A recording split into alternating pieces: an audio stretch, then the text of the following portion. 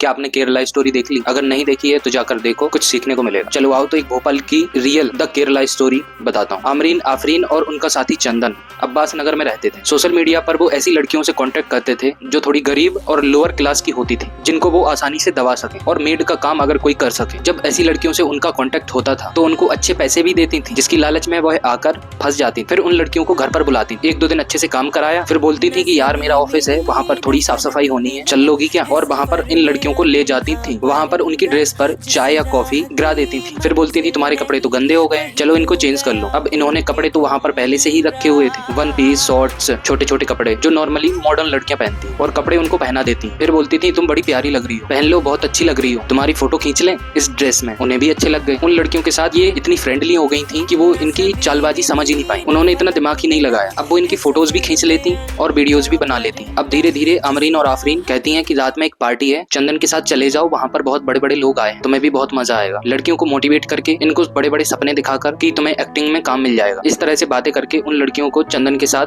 Party में भेज देती हैं। कुछ स्पा में, कुछ क्लब्स में और कुछ रात में ऐसी पार्टियां होती हैं जहां पर ये गलत काम होते हैं। चंदन इन लड़कियों की कोल्ड ड्रिंक्स में नशीली दवाई मिलाता है और बेहोश करता है। इसके बाद इनके साथ गलत काम भी करता है और फिर इनकी फोटोज और वीडियोस भी बनाता है और फिर अपने क्लाइंट्स को 5 से 10 हजार में पर नाइट में बेच देता है। फिर जब उन लड़कियों को ये सब पता चलता है, ये लड़कियां उन लड़कियों को बहलाने फुसलाने लगती हैं। देखो पैसा आएगा, क्या बुराई है, अगर तुमने आवाज उठाने की कोशिश की तो चंदन ने तुम्हारे वीडियोस और फोटोज बना लिए, वीडियोस को लीक कर देंगे और तुम्हें बदनाम कर देंगे। लिटरली ब्लैकमेल करने लगती हैं। प्लस अमरीन और आफरीन उन लड़कियों को इस्लाम धर्म कबूल करने के लिए फोर्स करने लगती हैं कि इस्लाम धर्म कबूल कर लो, कितना अच्छा धर्म है, तुम्हारा निकाह अच्छी जगह कराएंगे, रईस खानदान। इस तरह से उन लड़कियों को कन्वर्ट करने के लिए कहती थी, क्योंकि उन लड़कियों को कन्वर्जन का भी पैसा मिलता था। आमरीन और आफरीन जो पहले से अब्बास नगर में रहती थी, फिर उन्होंने ये सब देह व्यापार करके खूब पैसा कमाया। दोनों बहनें और चंदन होशंगाबाद रोड पर सागर रॉयल विलास में एक फ्लैट ले लेती हैं 301 और वहीं से देह व्यापार और कन्वर्जन का काम शुरू कर देती हैं। लड़कियां बेचारी फंसती जा रही। आमरीन आफरीन के 3 भाई और थे, बिलाल, आफिर और चानू, जो इन लड़कियों को अहमदाबाद और मुंबई में सप्लाई करते थे देह व्यापार के लिए, क्योंकि वहाँ पर इन लड़कियों के अच्छे रेट्स मिलते थे और इन लोगों का ये धंधा काफी टाइम तक चलता रहा। फिर एक दिन 2 पीड़ित लड़की आपस में संपर्क करती हैं, जिसमें एक लड़की छत्तीसगढ़ की और दूसरी लड़की भोपाल की थी। यह लड़कियां हिम्मत जुटाकर भोपाल के सिवन्या थाने में